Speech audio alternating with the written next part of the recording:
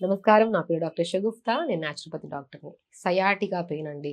Sciatica pain అంటే మనకు sciatica నరం ఉంటది. ఎక్కడి నుంచి బటెక్స్ దగ్గర. మనం బటెక్స్ దగ్గర నుంచి తీసుకొని మనం కాలిట్టున మనం టోస్ వరకు ఉంటదనమాట. ఒక పెద్ద నరం. ఒక మెయిన్ నరం అనమాట. దీన్ని సయాటిక నర్వ్ అంటారు. ఈ సయాటిక నర్వ్ పెయిన్ అనేది చాలా కామన్ అయిపోయింది.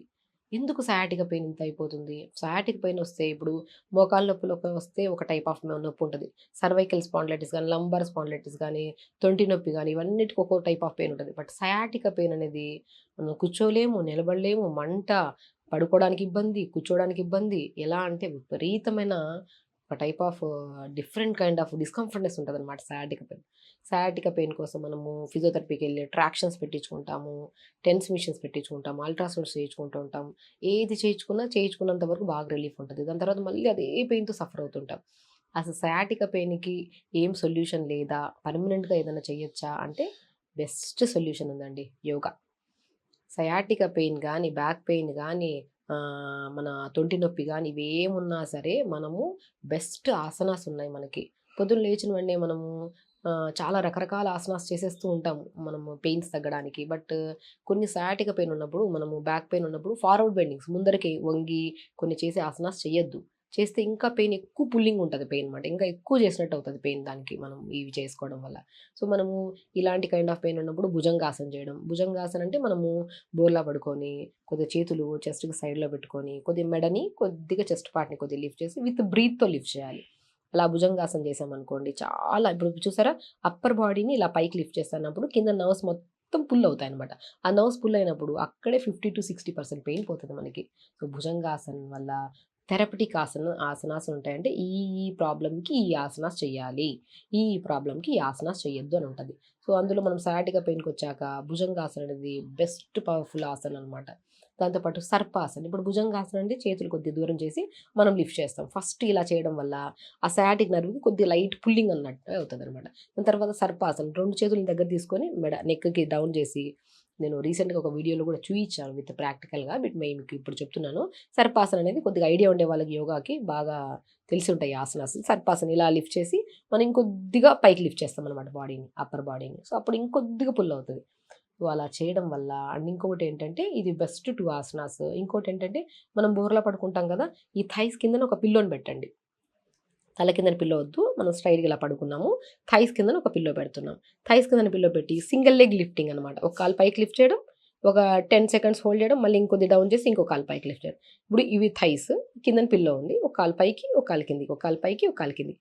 అలా లిఫ్ట్ చేయడం వల్ల సయాటికా పెయిన్‌కి ఈ 2 భుజంగాసనాస్ చేస్తే కొద్దిగా పుల్లింగ్ ఉంటది. తర్వాత ఈ 2 ఒక కాలు అప్, ఒక కాలు డౌన్ చేయడం వల్ల కంప్లీట్ రిలీఫ్ ఉంటదండి మనకి. చాలా రిలీఫ్ ఉంటది. కానీ చేస్తున్నప్పుడు థైస్ కిందన పిల్లో పెట్టుకోవాలి. ఇది చాలా ఇంపార్టెంట్. మన దగ్గరికి సయాటికా పెయిన్ అని విపరీతమైన నొప్పితో వస్తుంటారు. సో, కొంతమంది ఏజ్ ఫ్యాక్టర్‌ని బట్టి వస్తుంటారు. కొంతమంది చిన్న ఏజ్ వాళ్ళు ఎక్కువగా ఈ ప్రాబ్లమ్ రావడానికి కారణము ఈ మధ్య మోషన్‌కెళ్తుంటారు చూడండి. 1-2 మినిట్స్‌లో ఎళ్ళాల్సిన మోషను కొంతమంది 15, 20 నిమిషాలు గంట సేపు కూర్చుంటున్నారు పిల్లలు. అలా ఎక్కువ ఇండియన్ వాష్‌రూమ్‌లో గాని, వెస్టర్న్ వాష్‌రూమ్‌లో గాని తెలియకుండా మొబైల్ తీసుకెళ్ళి అలా చూస్తూ మనం టైం మర్చిపోయి, ఆ నరం మీద ఎక్కువ ప్రెషర్ పడడం వల్ల కూడా వస్తుంది పెయిన్. ఒకవేళ అలాంటి సమస్య వల్ల వస్తే మాత్రం సో, దయచేసి మీరు మొబైల్ తీసుకెళ్ళడం ఆపేసండి వాష్‌రూమ్‌లకి. వాష్‌రూమ్‌కెళ్ళి ఎక్కువ సేపు టైమ్ స్పెండ్ చేసే వాళ్ళలోనే సయాటికా పెయిన్ 100% వస్తుంది. సో, అది కూడా యంగ్ జనరేషన్ వాళ్ళ పిల్లల్లో. కాబట్టి సో, కొంతమందిలో కొన్ని విటమిన్ బి12 గాని, డి విటమిన్ గాని, కాల్షియం గాని, ఐరన్ గాని, మెగ్నీషియం డెఫిషియన్సీ వల్ల కూడా వస్తుంటదనమాట. ఈ మన సయాటికా పెయిన్. ఎందుకంటే నరానికి చాలా స్ట్రెంథెనింగ్ బి12 తగ్గిపోయినా కూడా ఈ పెయిన్ వస్తుంటది. సో, మనం ఒక రీజన్ ఎక్కువ మొబైల్స్ యూజ్ చేయడం వాష్‌రూమ్స్‌లో ఎక్కువ సేపు కూర్చోడి ఆ నర్వ్ మీద ప్రెషర్ పడడం వల్ల ఒక రీజన్ అయితే, ఒక రీజన్ బి12, D vitamin, iron deficiency, magnesium deficiency వల్ల. సో, వీటికి సంబంధించినవి మనం మాట్లాడుకుంటే ఫుడ్ విషయానికి pumpkin seeds, watermelon seeds, sunflower seeds, phool makhana, తెల్ల నువ్వులుంటాయి గదా! తెల్ల నువ్వులు అద్భుతం. మోర్ కాల్షియం ఉంటాయి. వీటిని మనం రోజు అన్నీ కలిపినవి 2 స్పూన్లు తిన్నారనుకోండి ప్రాపర్ న్యూట్రిషన్. మనకి ఏ డెఫిషియన్సీ వల్ల అయితే సయాటికా పెయిన్ వస్తుందో, ఆ డెఫిషియన్సీస్ మనం ప్రాపర్‌గా ఇస్తున్నాం కాబట్టి త్రూ ఫుడ్‌లో ఆ పెయిన్ ఆటోమేటిక్‌గా ఆటోమేటిక్‌గా ఇదవుతది. అండ్ దాంతో పాటు వాటర్ ఇంటేక్ గూడా అండి. ప్రాపర్ వాటర్ తీసుకోవాలి. ఏ పెయిన్ వచ్చినా సరే మనకి రక్త ప్రసరణ ఆగడం వల్లే నొప్పొస్తది. ఇప్పుడు ఎగ్జాంపుల్ చూడండి. ఇప్పుడు మన హ్యాండ్ ఇప్పుడు మనకి ఏం పెయిన్ లేదు. ఇక్కడ గిచ్చామా పెయిన్ వస్తుందా? అంటే మనం ఆర్టరీని పట్టేసాం. రక్తనాళాన్ని పట్టాము ఇక్కడ. పట్టడం వల్ల పైన బ్లడ్ సప్లై లేదు, కిందన బ్లడ్ సప్లై కాబట్టి పెయిన్. రిలీజ్ చేస్తే పెయిన్ ఫ్రీ అయిపోతుంది. అవునా?